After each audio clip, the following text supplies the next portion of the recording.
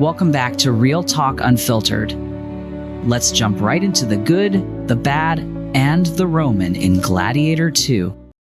While the first film is a cinematic masterpiece, any sequel is bound to face sky-high expectations. So, does this one deliver? Let's find out by breaking it down into what works and what doesn't. First up, let's talk about what Gladiator II gets right.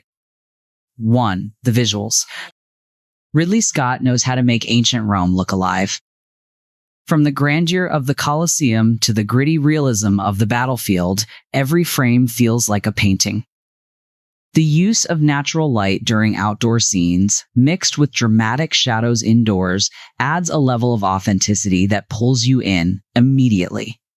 Look at this shot. Ridley Scott is clearly still the master of epic landscapes and immersive set design. You can almost hear the roar of the crowd. 2. The acting. Paul Mescal as Lucius is a revelation.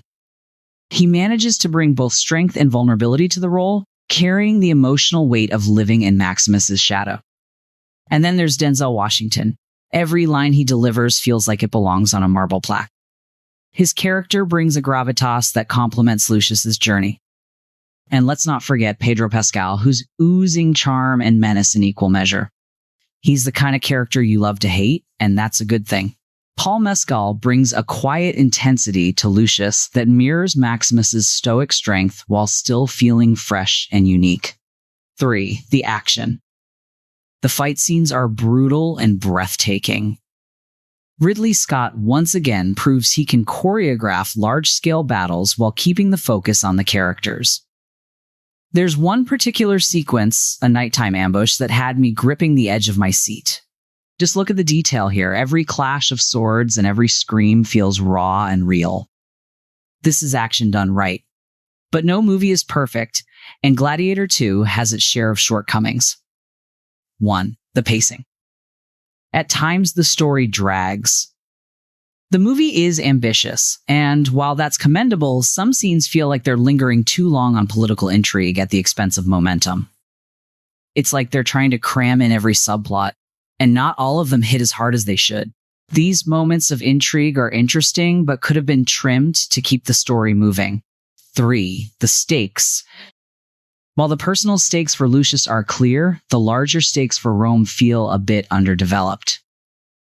The movie hints at major political upheavals, but doesn't fully explore them.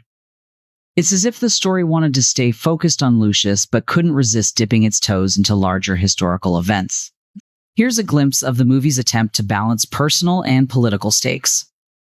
While it's intriguing, it sometimes lacks the punch of the original. So, where does that leave us? Gladiator II is a visually stunning and emotionally charged sequel with standout performances and breathtaking action. It's not without its flaws, but for fans of the original, it's a worthy return to Rome.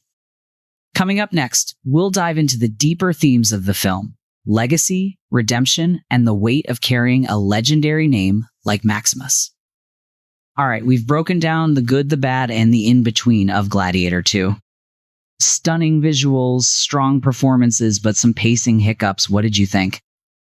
Next, we're diving deeper into the movie's themes, symbolism, and what Gladiator II is really trying to say. Don't miss it. Follow the podcast, leave a review, and share your thoughts on what worked and what didn't. See you in the next video.